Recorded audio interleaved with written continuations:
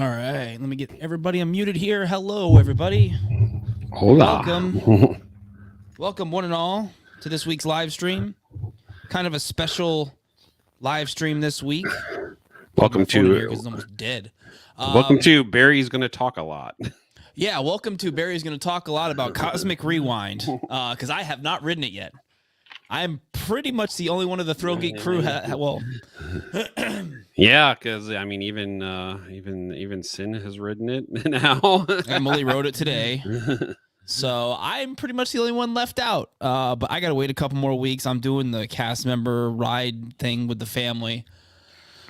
We're gonna bring my oldest, and we're gonna go to Epcot and spend a day there and do that. But tonight, Barry spent 2 days out at Disney World for the 50th anniversary / Cosmic Rewind media event.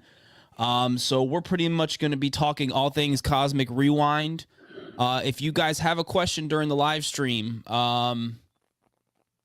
Ryan said, I am not hanging around to avoid spoilers, but I thought I'd say hi. Yeah, hi, Ryan. We're going to go ahead and warn you spoilers. If you guys are the type, I mean, I haven't ridden, but it doesn't bother me. If you're the type that doesn't want to be spoiled by ride spoilers, then you might want to head on out. What's up, Michael? Like I said, though, if you guys got a question, be sure to drop it in the chat. I'm going to be monitoring the chat.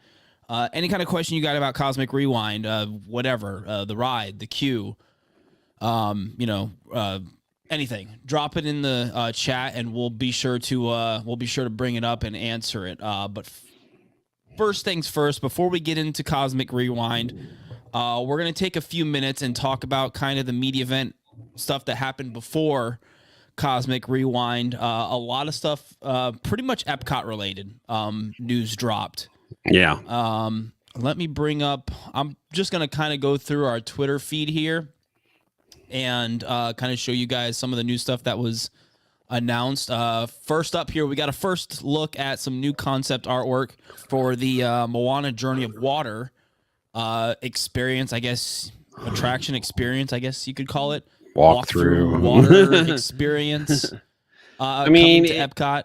I mean, I will say about this new concept art that has dropped with the Journey of Water and also the whole center area there.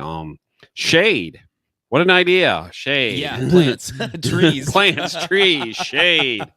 Something that Imagineering seems to think that isn't always needed in Florida or management. But no, I do like, looking at the Journey of Water stuff. I do like the fact that they did wisely put some shade in there. It's like Daniel says, is it a roller coaster? He's talking about Cosmic Rewind. Yes, it is a roller coaster, Daniel. Yes.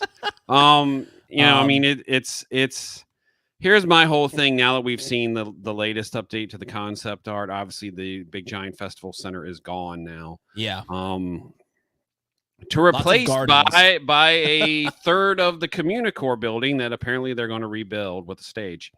Yeah. I feel like, I mean, obviously, I guess they're counting Journey of Water as an attraction. I would have rather them just kept the old buildings, and they could have done some new landscaping and just built another track. They could have built the Mary Poppins attraction with the amount of, I'm assuming, money they're spending. Yeah. It's I think that to me is the only disappointing aspect. But as far as this is what we're getting, I mean, it is what it is. It's Florida. It'll be an opportunity for people to, kind of get a break from the heat. That's kind of the way I'm looking at it.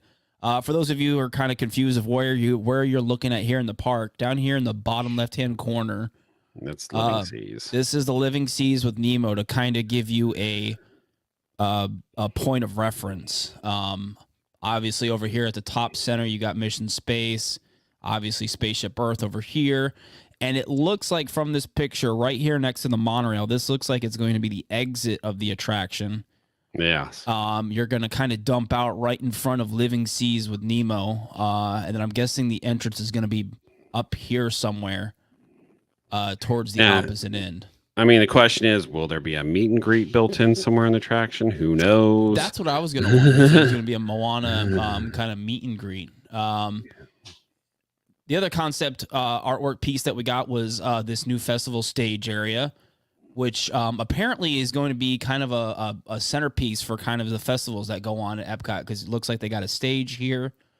Yeah, I mean, it looks like a lot of the stuff that's been was originally on the Fountain Plaza stage, and then now has been in the I guess World Showcase Plaza area. The different smaller event stuff at the festival apparently is probably going to go here. Yeah. Like in Festival Arts, was it Defying Gravity, the acrobats, or during a holiday festival, the gospel show or some other show. And apparently, I'm looking at some of the wider artwork. It's sort of like open ended on both sides. Yeah, give me a second. I can pull that one up here next. Let me scroll up here some more. Here's the wider shot that Barry just mentioned about. Excuse me. This kind of gives you an idea of the celebration area. Obviously, you can see the Epcot logo kind of there in the middle on the floor. And then the stage area that we were just looking at is over here now to the far left. So that kind of gives you a better idea of what it'll look like for, I don't know. They didn't announce any kind of time frame for this to be finished. No, they didn't. And the area next to the stage, right there is Communicore Hall, which is basically going to be like festival center stuff, meet and greet. I guess that's this area over here. Yes, they're calling that Communicore Hall. Yeah. And that will house a meet and greet and I guess festival center stuff. So, and then of course this is a look at the gardens area, and apparently this is the light up sidewalk that everybody was losing their mind that's going to be coming back. Yeah, there's going to be LED, integrated light up sidewalk that will, change at night, whether it'll maybe match what's on Spaceship Earth. Yeah. We'll be able to see. I mean, the biggest thing I think coming out of this is just the amount of trees. Looks like trees, benches, places for people to sit. Yeah. It's I like I said, I think I can understand where some people are like this is unfortunately Disney always announces stuff so far in advance, and the concept always changes. Yeah. And sure. I feel like as cool as the festival center looked, I don't know how practical that thing really was outside of having that platform on top, which I'm assuming they would sell a very expensive dessert party to. Yeah, that thing was insane. When that thing was announced, I was like, "What?" I feel like this overall is more practical, but like I've said, and I'm not the only one who said this online. I really wish this money had been spent somewhere else in Epcot. Because really, so like on an attraction or something. Yeah, I mean, we obviously haven't heard anything about what's going on with the Play Pavilion. All I will say is we were backstage at one point, and I did see a lot of contractor trucks parked behind that pavilion. So yeah, whether they're still looks like they're still continually working on stuff in there, whether they're just doing it very slowly. But it's I would rather have more attractions and would have rather kept it the way it was. Hold off on that for now. So that was mainly a lot of the Epcot stuff that they announced during the media event. They kind of gave an update on some of the concept artwork, what's going on with all the construction at Epcot and everything. The other thing that they talked about a lot during the media event was Magic Band Plus. You got to actually... The Plus. You actually got to play around with the new Magic Band Plus wristbands. So tell everybody a little bit about what you thought about that. I actually like that, and those people who out there who like listened to the podcast over the years and now live streamed knows I've never been a big Magic Band fan. Yeah. I haven't worn a watch in years, but for this seems to finally sort of like answer some of the ideas and promises that were first originally made when they were talking about the Magic Band. This thing's very interactive. Colors light up and will apparently light up in certain attractions on your band. And the big thing is the 50 statues for the 50th. You'll be able to wave your band in front of them like I did in this demonstration video, and the character will talk, and there'll be different sayings.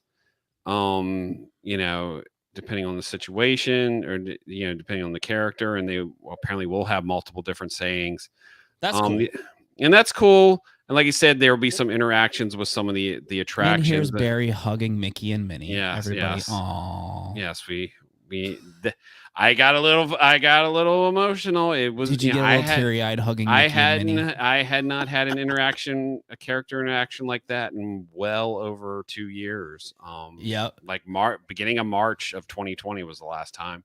And then the other big thing coming with the Magic Band Plus will be the Batuu Bounty Hunter, sort of like scavenger hunt, where you'll be able to use the Magic Band along with that's the other thing. The Magic Band Plus will be integrated with the Play Disney app. Yeah. So along with the 50th, the 50th statues, you'll be able, each one you get, it'll it's almost like a scavenger hunt. And if you get all 50 statues, and you get some sort of token, or I forget off the top of my words, but the Batuu Bounty Hunter thing, you'll be able to go up to the bounty hunter location and pick a bounty, and you'll use your Magic Band to track the bounty, along with using your phone with the Play Disney app. So it'll be some, it's sort of delivers on some of the storytelling promise in Batuu. I mean, you sort of already had sort of the cargo box game, which a lot of people weren't really that. Yeah, it was all the stuff with the data pad and everything. The data pad and stuff. With the Play Disney Parks app. Yeah, and I think this delivers a little bit more on some of the interactivity that was promised with Galaxy's Edge. Yeah. Still would like to see more characters. But I think this, like I said, this might make me to finally buy a Magic Band, because it actually does something. And there's still other interactions that, like I said, that they haven't sort of revealed yet. I imagine this may end up much like the Mickey ears, the Mickey ears used to. This may interact with nighttime shows too. Yeah. So I would honestly be more inclined to do something like this than the whole Play Disney Parks app. Yeah, I mean, like I said, your level of interactivity with this, you can use the Play Disney Park app with it, or you could just not. Yeah. You don't have to. And I like I said, I think this finally sort of delivers on some of the promises of the Magic Band technology. Yeah. And then you also got a quick little demo of the Hey Disney voice assistant that'll be coming to Disney World hotel rooms. How was that? I thought that was pretty neat for something that's going to be included in select Disney World hotel rooms. Let me say that correctly according to the press. Select. Yeah. It does a lot of different things. You'll be able to choose different characters to interact, including the Muppets. That's cool. Yeah. And for a lot of people are used to this type of technology. We don't have any of this type of technology in our home, because I'm very anti something listening to you. They're spying on you, the government. It's like, hey Disney, we know what you're doing.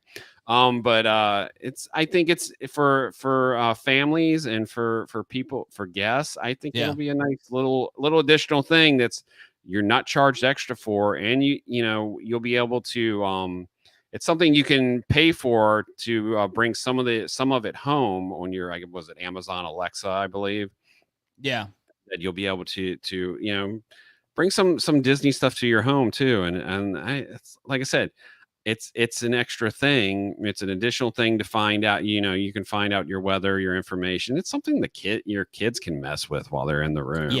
Yeah, coming from a dad with 3 kids, it's always nice they can ask Mickey to tell them a joke, and Mickey will tell them a joke, or C3PO. I mean, even C3PO will tell you a joke. I mean, it's definitely that's interesting. Cool. Really quick before we jump into Cosmic Rewind stuff, you got to see Drawn to Life, first time you had seen it. Yes. What did you think of Drawn to Life? I thought it was a very beautiful show. I mean, those of us, who follow us know I'm a huge Cirque du Soleil fan. This was like the 14th different production I've seen from Cirque du Soleil. I think it's a perfect show for Disney World.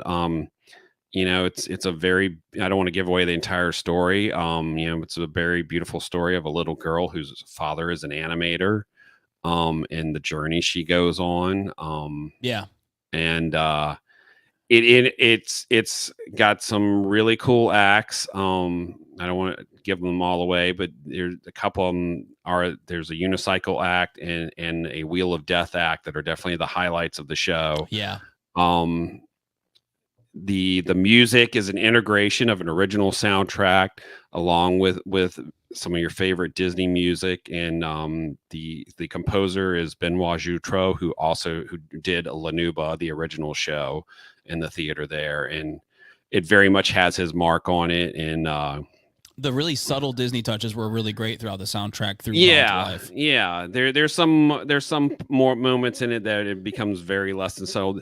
The technology in this show, much like Lanuba, when the Lanuba debuted, it was one of the most technological advanced Cirque du Soleil shows. Yeah. This is some of the stuff they do in this show is just the technology behind it is amazing. The projection mapping. There's some, I'm assuming, animatronics in this show. There's these little men with paper baskets, and there's a couple of spots where I'm pretty sure it's not a person. It's some type of animatronic technology. There's a neat little Easter egg in the show for Lanuba that if you've seen Lanuba, you will know exactly what it is. Overall, did I like it as much as Lanuba? I hate to say it, but no. Yeah. I mean, I loved Lanuba. I saw it like 10 times over the 19 years it ran. Yeah. And it's, Lanuba had one of the best finales of any Cirque show. I mean, the speed track trampoline finale is one of the most wow finales of any. This show doesn't really have a wow finale. I mean, it's more about storytelling. The final act is Russian swings, and I mean, I hate to say it, it's one of the weakest Russian swings acts I've ever seen. Yeah. And some of this has to do. This show is what, it's 7 months old now, 7 or 8 months old now. Yeah. Even Lanuba evolved over time. I saw Lanuba within the first 6 months, and the show, within a couple of years, it changed. And some of the big group acts, they get better with time. As these performers work with it together for an extended period of time, they're able to integrate bigger tricks and bigger things. And I think that's the biggest thing with the Russian Swing Act finale is it just doesn't have a lot of big tricks compared to some of the other Cirque shows that have had Russian swings. Like I believe Alegria ends with a Russian Swing Act that is like just jaw dropping. Well, like you said, I think Drawn to Life is more story. It's more, it's in Cirque, as all Cirque shows have a story.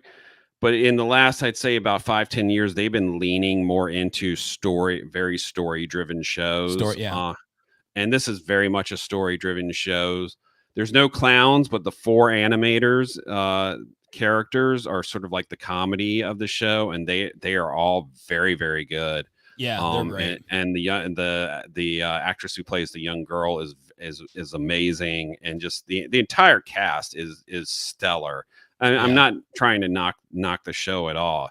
It's a beautiful show, and I would, out of the 14 Cirque shows I've seen, I would rank it like a little in the middle.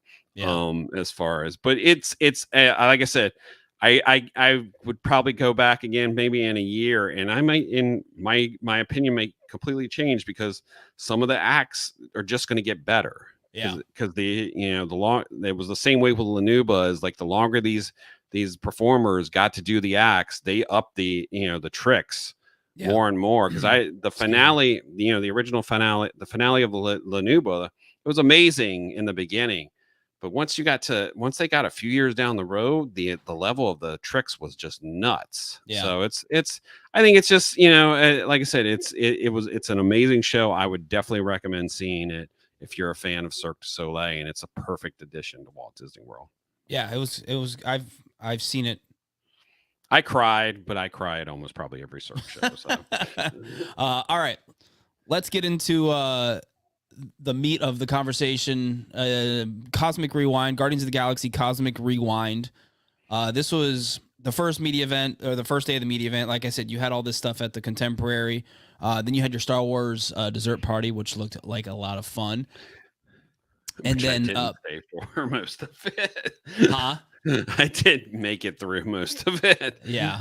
And then day 2 was pretty much all Guardians of the Galaxy Cosmic Rewind. Where do we want to start with our conversation? Do we just let's start with what is the story behind, because Michael actually asked here, he said, is the story on Cosmic Rewind different or similar to Mission Breakout at California Adventure? It's different. It's a completely different story from what I've seen. And I haven't been on it, but so give us kind of a rundown of what you are walking into on Guardians of the Galaxy Cosmic Rewind. Like, what are you? Well, you're usually part of something with you're walking in. When you walk through the doors, you're walking into the Wonders of Xandar Pavilion, a brand new pavilion at Epcot. The people of Xandar have decided that that they're going to bring an exhibit of their technology and about their planet to Epcot. And it is very much, the queue is very much like an Epcot exhibit. Yeah. An old school Epcot exhibit, except with today's technology. It is one of my favorite queues I have ever experienced. The detail in it is amazing. The exhibits you go through are really just like an Epcot exhibit from the past, except obviously with today's technology. This whole model with the projection mapping, I'm guessing it's the city of I forgot the name of the city. I hate. Yeah, I've drawn a blank too on the name of the city, but it's really cool with the projection mapping, and the projection mapping kind of goes along with the buildings and stuff, and it changes. The queue is that obviously, with us not getting, being able to walk straight through, the queue is definitely meant for you the standby queue for you to be in there for an extended period of time. Yeah, you can see everything run through. When you first walk in, you walk into the Galaxarium, which is, I believe the loop in there is 30 minutes long. That goes through with what's on that giant projection. This thing up here, projection screen on the ceiling, and it's really I got to see some more. I only got to see a little bit at the media event because I was lucky. I was one of the first media into the building that morning, so we actually got to see the queue with all the audio turned on. But once 9 o'clock hit, they turned all the audio off because for interviews and everything. They were doing interviews throughout the queue. We were lucky enough to be able to get through the queue with the audio on, and it's an amazing queue. It's today it for the preview, it took us about 30 minutes to get through the queue, but obviously once Lightning Lane is on, it's going to be a little bit different with the amount of time you're going to spend in that queue, which is a good thing because there's plenty to look at in that queue, and plenty to see, and you even see the Guardians before you even get to the pre-show. Especially there's a very funny interview with Gamora and Star-Lord, where Star-Lord talks about visiting Epcot when he was a kid. Yeah, I saw that clip. That's pretty funny. And it's you can see it in our Q video. I really don't want to give away the joke in that. It's really good. It's one of the funnier things in the queue. But you make it all the way to the holding room for the pre-show. And there's 2 pre-shows. The first pre-show you get to meet Nova Prime. You get to read 8 was it 8-time Oscar nominated actress Glenn Close is back again as Nova Prime. Albeit, I realize, they've said the MCU attractions take place out of the normal MCU timeline, but this clearly takes place after the first Guardians film, but before Volume 2, which I think is the same thing with Mission Breakout, takes place in the same time period. Between 1 and 2. Between 1 and 2. And then you move on. You move into a transporter, and it looks like a transporter that's going to transport you up to a Nova Corps ship that's just in Earth's orbit. And all I will say is there's a really cool wow moment when you get transported. And we won't spoil that. Next thing you're on the ship, and that guy, a Celestial, shows up, and he's decided Earth hasn't lived up to its promises, and he's going to change things, and he steals the thing. Gosh, I'm going blank. Disappointed in Epcot. He's going to destroy Epcot. In the Marvel universe, they use jump points to get places in space, and he steals the thing that allows you to create jump points, and basically sends Earth away. And then the Guardians show up, and you are jumping on pods to get off the ship, but the Guardians decide that they need you to help them. Of course, surprise, because nothing ever goes right on a theme park attraction. Because and of course, we're just like in Mission Breakout, it's up to Rocket to fix the problem, and we're going to rely on whatever he comes up with, and hopefully you'll survive. Here's a look at the Guardians of the Galaxy Cosmic Rewind trains. Yeah, 1, 2, 3, 4. You then move on into the station, or the where you're the loading bay where you're going to be evacuating. The loading bay is impressive. It's I actually think, didn't you post a clip of the station here somewhere on our? Yeah, here's a look at the station. Yeah. It's very impressive. I mean, it's basically like you've basically, much like Rise of the Resistance, Smuggler's Run, you stepped into your own Star Wars film adventure. You're stepping into your own You're stepping into a Guardians of the Galaxy adventure. Yeah. And you board the escape pods or ship, and then you're off.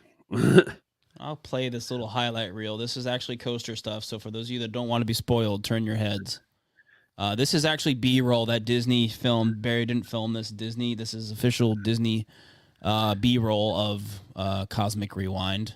Yeah, you basically you take off, and you head through a jump point, and next thing you know, you're face to face with the Guardians and the Celestial, and you're off. You're off, and no secret. I'm not going to say how it happens, but you launch backwards. And this coaster is unlike any other coaster I've ever experienced. It truly is one of kind. And yes, did Gringotts have cars that turned? Yes. This is totally different. In the chat, Jack asked, does the Cosmic Rewind pre-show have the animatronic figures and the concept artwork, or is it just screens? Pretty much all screens, right? It is all screens. There's not one animatronic in this. Yeah, I think as far as the screens part, the disappointing part, and this is the part I think some people really don't understand, is Bradley Cooper is not voicing Rocket. There were a lot of people upset about that, and people want to get on Disney about cutting budgets and cutting corners. He's in Mission Breakout. I can't remember. I don't think I can't remember if Vin Diesel's voice was in Mission Breakout, because it's definitely not him doing Groot. I'm pretty sure. Yeah.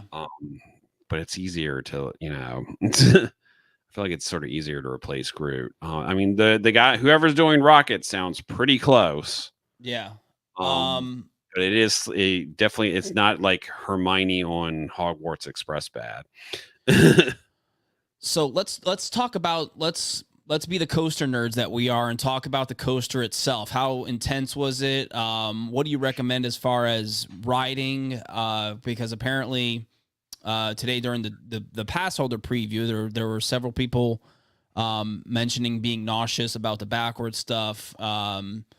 So first of all, how was just the coaster itself as far as smoothness, intensity, that sort of thing? The coaster is fun. It is smooth. I think the spinning part is the only intensity. But if you don't like going backwards on a coaster, you're going to have an issue. I have issues with going backwards on coasters. Yeah. But here's the thing I have learned, and this is some people have gotten the motion sickness bands, and the irony is I ordered one and was going to use it today at the annual pass holder preview, and then totally flaked and forgot to bring it with me. But the irony was today at the annual pass holder preview, I had the lead. I got 6 rides during the media event over 4 hours. Yeah. And obviously I only got 1 ride today. I had the least amount of problems today. And I think it's because I've learned, and there's some other people have posted online have learned some of the tricks. For me, the launch backwards is fine. Yeah. There's a part where you I feel like you go up and you go into a turn a little bit. I close my eyes when I hit that part. It's going to be the part where they talk about, oh, there's the big bang. I sort of close my eyes when I hit that part, and then then I pop them open, and you really don't miss much. I think the biggest thing is always look forward. There's a couple of spots where you spin around objects.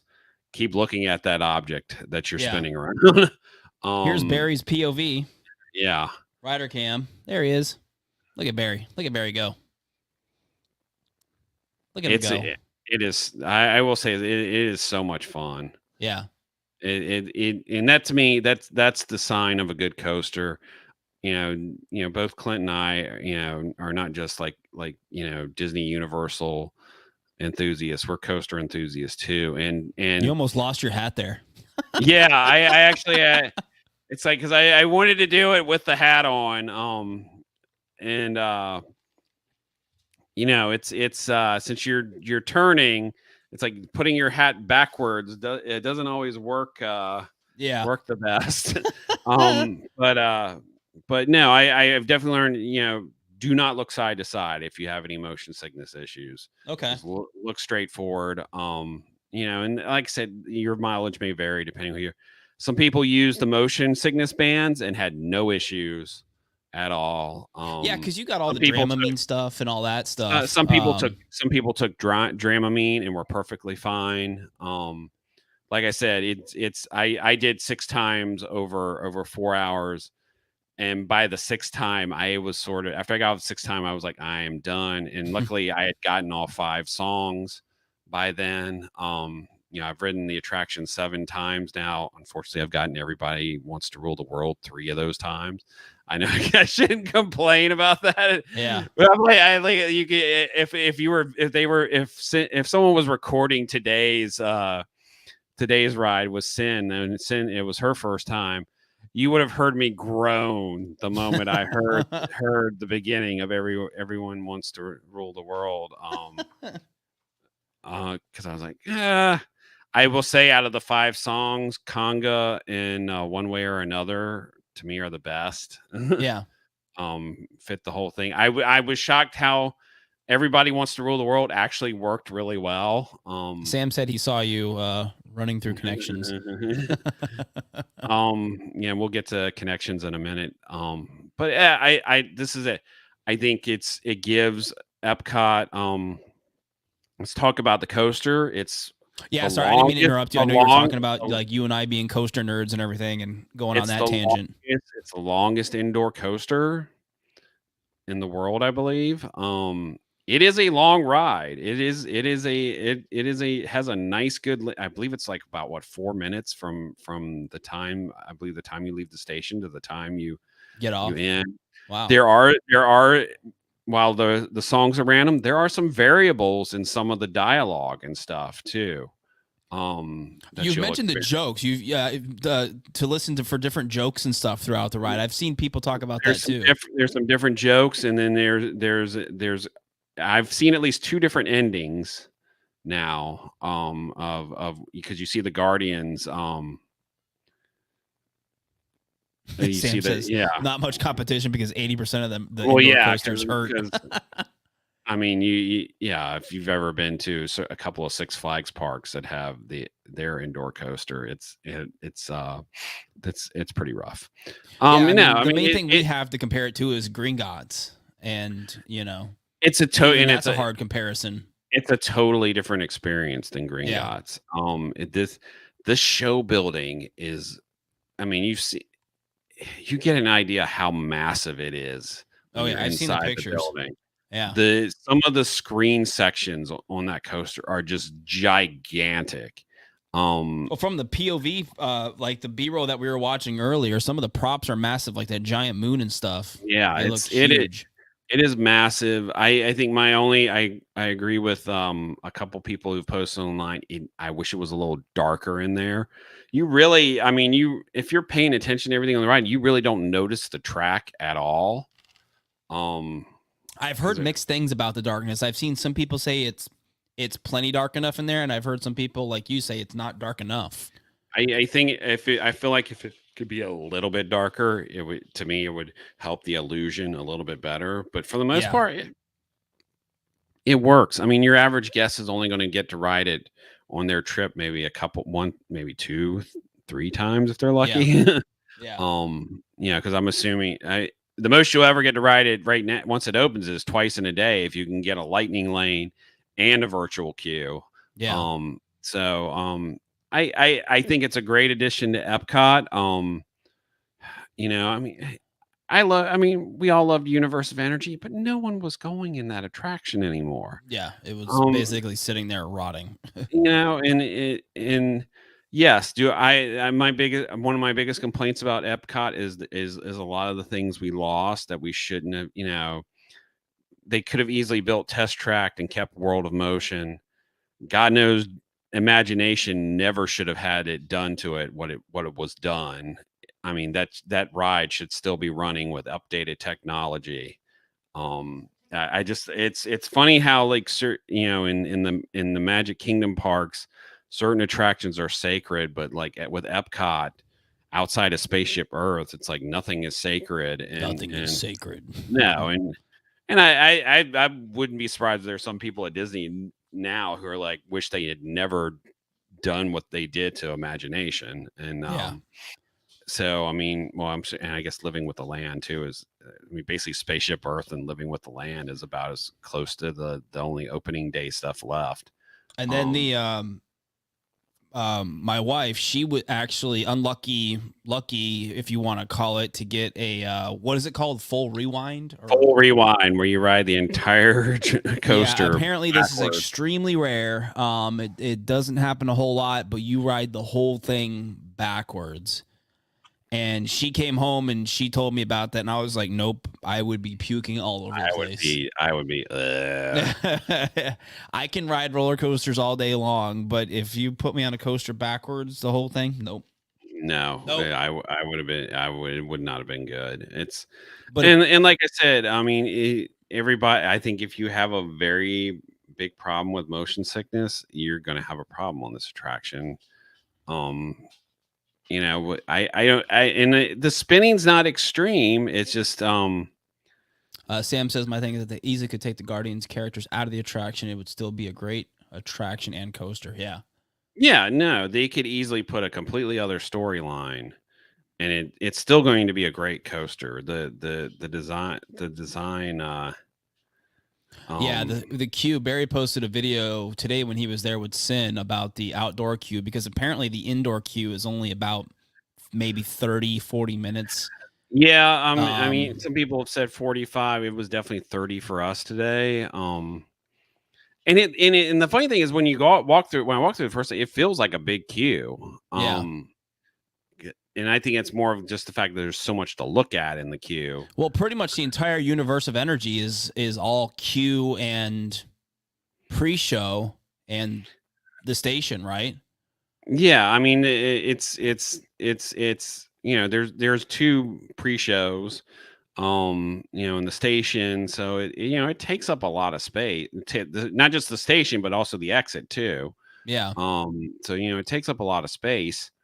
I think and this is something we've talked about outside of Rise I mean, both they got it right in Galaxy's Edge for the most part with a very huge standby queues for Rise and Yeah, the standby queues is huge Smuggler's for Rise. Run. And in case Smuggler's Run, like all the standby queue is undercover. Yeah. Rise, majority of it is inside, with a certain amount outside. I mean, Flight of Passage, the majority of the standby queue is outdoors, but there's still a lot of it inside. But I mean, Toy Story Land, Runaway Railway. I mean, the interesting thing was like, they just had us using taped off areas on the ground, and I'm just like, so they didn't even take into account that they're going to need to put maybe it's coming. Yeah, I don't know. Yeah, I know. It's like, I guess this might be coming, but it's like I don't know if the stanchions are coming later or what. This is an issue. I feel like, and this I feel like people want to blame Imagineering, but this is also an operations issue too. Yeah, that we've had in Florida with Toy Story Land, Galaxy's Edge, of them not taking into account the weather here, the lack of shade, thunderstorms. Yeah, not even the heat, just thunderstorms in Florida, summer. And so it's I don't we'll see with virtual queue how much they'll need to use the outside. So it's definitely going to be an issue though whenever standby. Really quick, let's talk about this cool little kind of after party they did for the media event, kind of grand opening, kind of celebration thing. You said this was a lot of fun. One of the more fun kind of grand opening kind of celebration things they've done at a media event. Yeah, they did. They called it the Awesome Mix and Mingle Party, and I could not believe the amount of fireworks they shot off during this. There was a band, the Earth's Mightiest Rockers, who there goes the fireworks. Majority of I think almost everyone in this band was in the Awesome Mix live show at Epcot. That ran 2017, 2018, 2019, I think. I wonder if they're going to bring that back. I don't know. It'd be nice if they did. Yeah. But with the way the festivals are running now, I don't know where they put it or when. That's true. So they did a bunch of cuts from the Awesome Mix soundtracks from the Guardians movies. And like I said, amazing, tons of fireworks. And then they had a DJ duo playing a bunch of the Awesome Mix songs, followed by even more fireworks that started shooting off from the actual show building itself. Yeah. And this was going on during Harmonia, so who knows what the actual guests were thinking, what the heck was going on. And the funny thing is, like, once you got to the DJ part, if you turn your head, you could see the fireworks from Harmonious going off at the same time. So yeah. It was really neat, and it makes me wonder if Marvel Studios helped foot some of the budget for this grand opening celebration. Because I mean, we were there for the Rise of the Resistance grand opening, and it was really cool because they had a lot of they had the big stunt show and some of the different activations and characters that were going on around, and they had the drone thing that.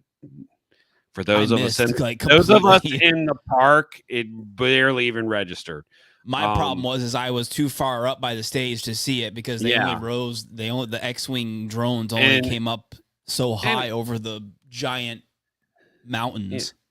But I don't think we've ever been to like a media event thing where they shot off that much fireworks for sort of the opening celebration. Yeah, And that's and cool. it was really cool. And like I said, like we have a highlights video up on YouTube that I guess apparently some people are watching because it's actually, I think it's doing better than Yeah, almost as good as the ride cam video is doing. I don't have it up anymore because next, if you guys have any other questions in the chat, if you're watching about Cosmic Rewind, drop them in the chat and we'll do our best at answering for you. But we're going to move on now. And Barry actually got to eat at, I'll show this video. This is kind of an overview video of the new Connections Cafe and Eatery at Epcot.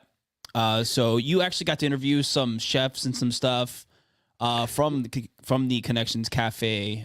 So what did you learn anything kind of interesting or? I think one of the neatest things with Connections, obviously it's using before this building had Electric Umbrella and then Interventions, it's using the entire building now for the cafe and the eatery. The really cool thing, there are 3 on-stage kitchens. One's more of the bakery, one's where they create the pizza dough and they can also make the pizzas there. And then the other part of it is an on-stage kitchen for the waffles and the salads, which these salads are made fresh. And yes, there's a Starbucks. And yes, there's a Starbucks. This is easily the roomiest Starbucks out of all 4 parks. This seating area is for everything, for the cafe part and the eatery part. I'll be right now, obviously the eatery is only open usually from 11 to park close. They are not doing breakfast there yet. We'll see. I don't know if you remember, but isn't there a story behind that giant mural over here? That the video right here. I forgot what the story is. I mean, it very much evokes the original Epcot. The whole space in here very much sort of evokes sort of like earlier Epcot. Yeah. They in the Starbucks area, they have like coffee pots from around the world on display. That's cool. And that's really cool. And we have tried some of the food. I've tried at Starbucks you can get the waffle, which is a special recipe made with brioche, a brioche waffle mix instead of like your typical regular waffle mix. And that waffle is good. I had the powdered sugar one that you can get from Starbucks. That just alone is very good. Have not tried the dessert one that is over in the eatery. We, however, have tried two of the highly rated things. The hand breaded chicken sandwich, which is easily hands down the best chicken sandwich on property now, because the chicken in it was so moist. I mean, it's hand breaded. I mean, it is fresh. I'm gonna get hungry looking at all this food. The General So chicken salad, even though while it does use the standard chicken tenders, they have been seasoned with sauce and seasoning, and they taste really good. The salad is easily, to me, is the best quick service salad now at all of Walt Disney World. Wow. It is so good. It is the best thing. And then the watermelon mint aqua fresca is beyond. Like I said, all 3 items we tried today are 3 of the best quick service items we have ever had at Disney World. That I'm not kidding. The only thing I will downgrade about this place is the fact that they're just using the standard fries. Like the standard Disney World French fries. The standard Disney World fresh fries. I wish, because they really emphasized, having more fresh stuff at this location. Like we literally had to wait for our salad to be made.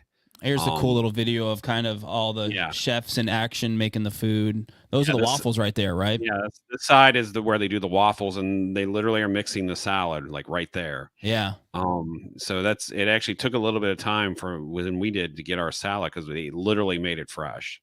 And they're literally making the waffle desserts fresh at the same time, and I feel like it now is based on just the items we had, it is now one of the best quick service locations. And other people have talked about there's 4 different burgers.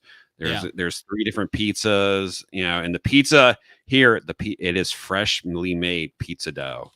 That meatball pizza that they have there looks really good. Yeah, we haven't had a chance to try the pizza yet. I'm looking forward to trying it. Disney World has not always had the best quick service pizza.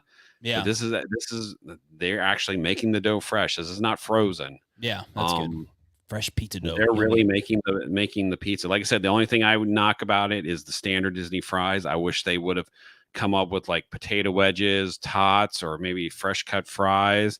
I would rather paid like $1 extra for some different types of premium fries or something. Premium fries. Yeah. I think that's the only thing that sort of knocks this place down a little, but overall it's right up there with Satuli Canteen in Avatar as far as Animal Kingdom, best quick service location. And it's got a nice big menu, which is something we complain about at a lot of locations, is not having a big menu. And I think the only negative thing on the menu is I'm shocked there's not a vegan burger on the menu. Yeah. I'm really, there's a vegan salad. Is there any vegan options there besides? There's a vegan salad, and then there's one pizza that's a vegan pizza. Yeah. So I'm really shocked that they didn't do an Impossible Burger or some other type of vegan burger, because it's like you have 4 burgers on the menu. You could not have had an option. So that would be my only like 2 negative things is the fries. And maybe they'll get some feedback, and maybe they'll eventually add one, because I think I could definitely see it in the future, even if it's a limited time thing, that they got to bring a vegan burger at some point. Sure, it would make sense. So. All right. I think we pretty much covered everything from the media event. Anything else that you wanted to?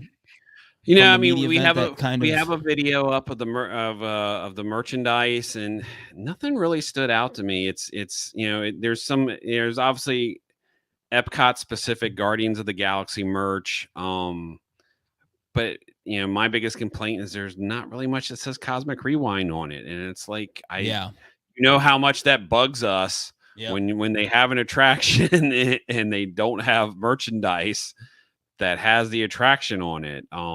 It's even, at least with Rise of the Resistance, we got some stuff, but it's you do not exit through the gift shop. The gift shop is outside of the attraction, but you do walk by it on the exit.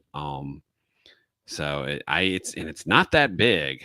Yeah. So it's gonna, like I said, there is the Guardians of the Galaxy with that's styled in the Epcot style, old Epcot style artwork. I kind of like this Ringer shirt, the red and white Ringer shirt with the spaceship joke. Yeah. That's kind of a cool shirt. But it's I mean, I feel like Mission Breakout had the same issue. There's like there wasn't a lot of like specific attraction specific merchandise. Yeah.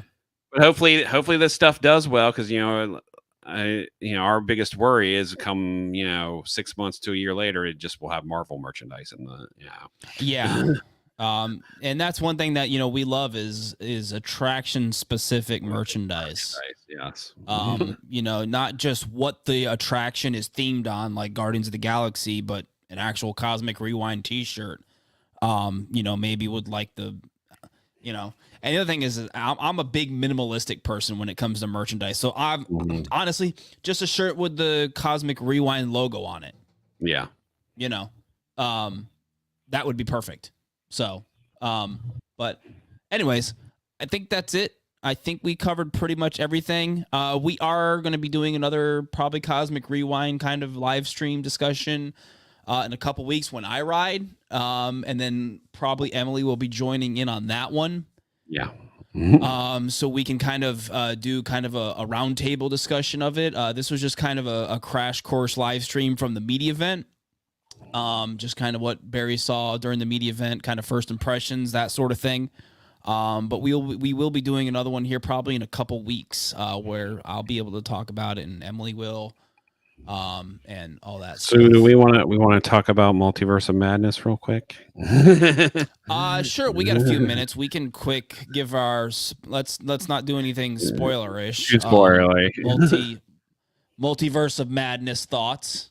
I really like the movie. I really like that the look and the feel of it is different than the other Marvel films. Well, our boy Sam's back. It's very much a Sam Raimi film. Yeah. It's got the zooming into a person's eye shots and the classic horror zooming in. Yeah. Some people I will say this, I've sort of called it a horror MCU film. I know some people are like, well, it's not really horror. It's like, well, there's different levels of horror. Yeah. There's definitely some horrific things going on in this film. Some dark things going on with some of the characters in this movie. I will say Elizabeth Olsen acts her butt off. I mean, this movie literally could have been called Scarlet Witch and the Multiverse of Madness because she was fantastic in it. Not to take anything away from Benedict, Strange. No, he's great. He's great in it too because he has to play 4 different versions of Doctor Strange in this movie. No, it's not really a spoiler.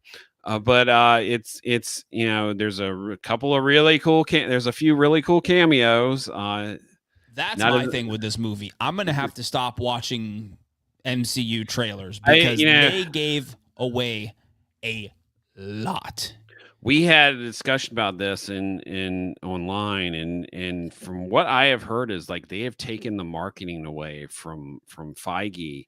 Yeah, he does no longer have control about what goes in the trailers and commercials because they spoil. I mean, normally it used to be Marvel trailers, TV spots before the film came out only had stuff from the first third of the movie. Yeah, not the whole movie. These trailers had stuff from the final act, which yeah. I mean, No Way Home was the same way. It had stuff from the final act in it.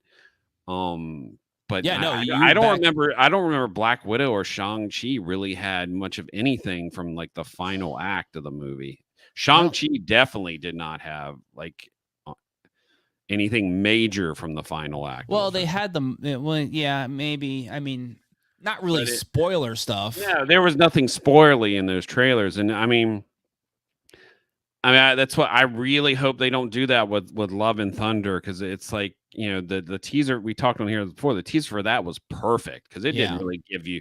It gave you images, a little glimpse of we know he's going on a journey, and we all already knew Natalie Portman was going to be a female Thor. Yeah, that wasn't shocking, but I really hope they don't spoil it too much. But the last few TV spots they did I guess they did it.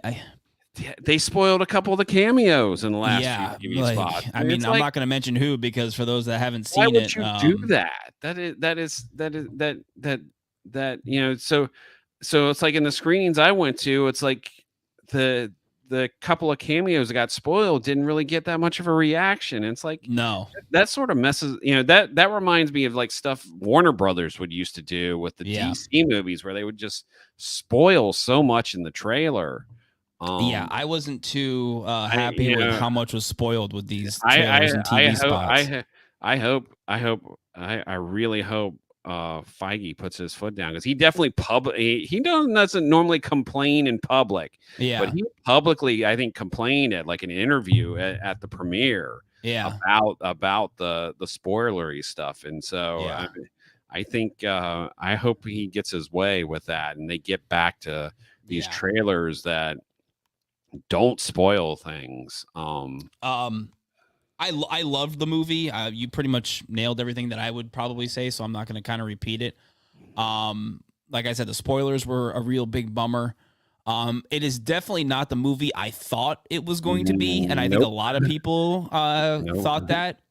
It was all, and there's a lot of people saying that the hype was built up about this movie, and I think it still lived up to the hype.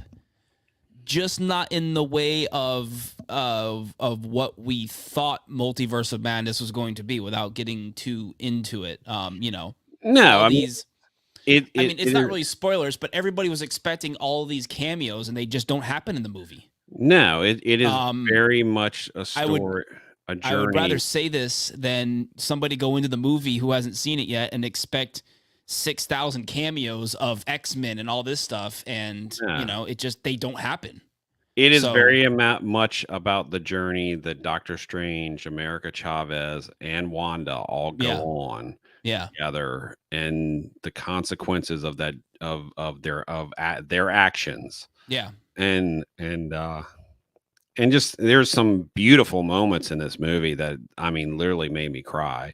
And it's besides it being really dark, there's some really emotional moments in this movie. Cool looking moments in this movie. And it's just, and the ending, the way it ends without giving away, it's that ending was just perfect. It's just and it really, is there a ton of CGI in the final act? Yes, but the way it ends, that the final battle ends is just, it's such a gut punch and such just zombie Doctor Strange is amazing. We're not gonna, that's not a spoiler. It's just and it by the end, especially him, Doctor Strange, has changed, and I think it sets up a lot of things. It sets up a few things I'm liking so far, that some of this stuff has been very standalone, but there's little thread. You had to have seen WandaVision before seeing this movie. Yeah, I think that was the most important thing. No Way Home's important too. Loki's somewhat important. Yeah. But this, I would say What If too, especially the Doctor Strange episode. Yeah, it is amazing now how much What If, how many threads that ended up laying. Yeah. For a lot of things. And we know that they have a plan. They have a 10, they consistently have a 5 to 10 year plan of what they're doing. Yeah, I saw several articles that Feige was just recently planning like the next 10 years of the MCU or something like that. And it's like I think we're going to take a little bit longer time now building to a big bad crossover event again. Yeah, everybody saw my personal Twitter of that one person complaining like Marvel fans have already want an Endgame moment already. They're we this week alone we got the first live action Hispanic superhero. Mm-hmm. And the first Egyptian superhero over on Moon Knight. And then in about a month, we are about to have the first live action Miss Marvel, which, when the comic debuted, was a huge game changer. And this is the type of stuff, I get emotional about, because I know how much it means to so many people seeing themselves up on screen. Yep. So, and the actress, I don't want to mess up her name.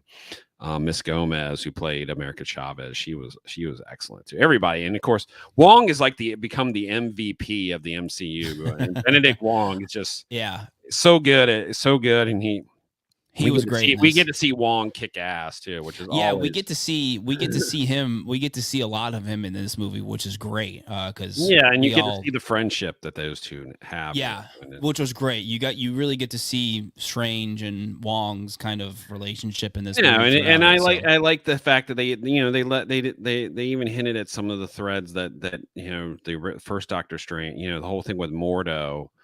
Trying to take the magic away from people, and he basically sort of hints, I don't feel like this is a spoiler, that Mordo's been trying to kill him. Yeah. And so it's like whether we ever get back to that storyline in the third movie, there will be another Doctor Strange movie. It made $450 million worldwide this weekend. Yeah. There will be another Doctor Strange movie, and the mid-credit scene very, very much left it that there will definitely be another Doctor Strange film, and they'll be introducing a character from the comics that is a very important character to Doctor Strange. So it's I'm not giving away that yet, but it's I was like, careful.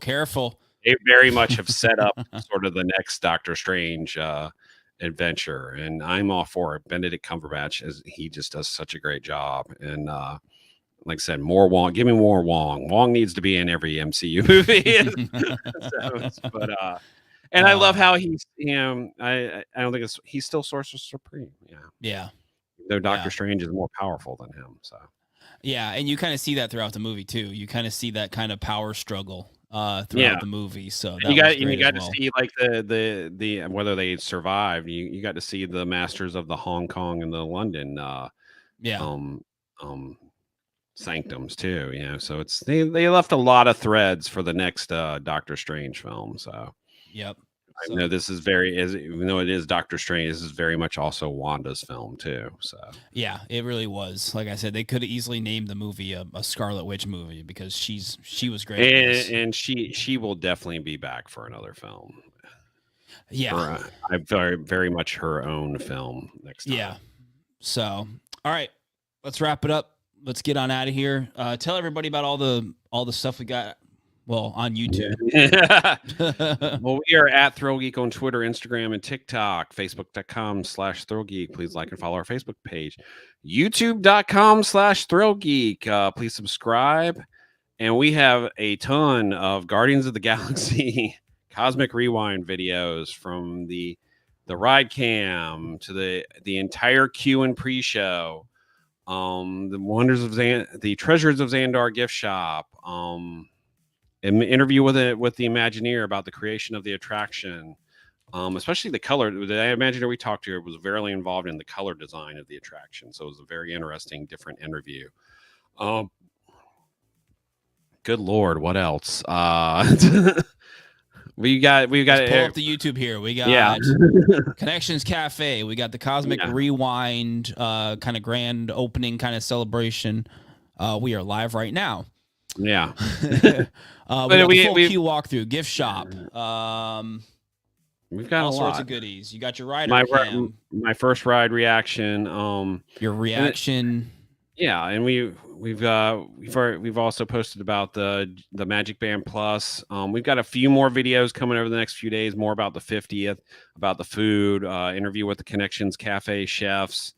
The Hey Disney demonstration. So we still got a few more videos from the media event that are going to come to YouTube over the next few days, to give you an idea of everything that we covered at this media event that we were once again thank Disney for inviting us out to.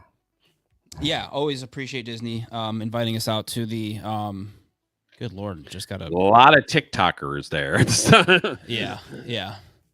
And we tried to when we go to these media events, we try to cover all of our grounds: Instagram, Twitter, Facebook, YouTube. We're not tied to one social media outlet.